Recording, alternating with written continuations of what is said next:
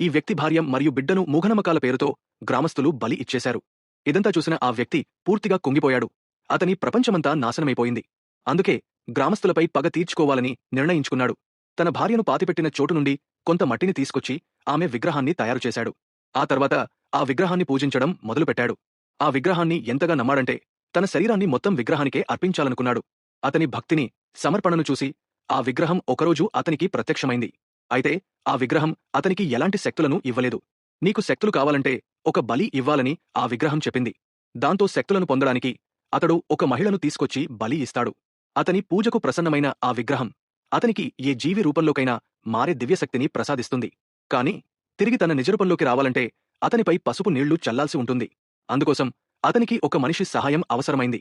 ఒకరోజు అతడు అడవిలో ఉండగా ఒక స్త్రీ కొండపైనుంచి దూకి ఆత్మహత్య చేసుకోబోతుండటం చూసి ఆమెను ఆపుతాడు. అక్కడి నుంచి దూకడానికి గల కారణాన్ని అడుగుతాడు.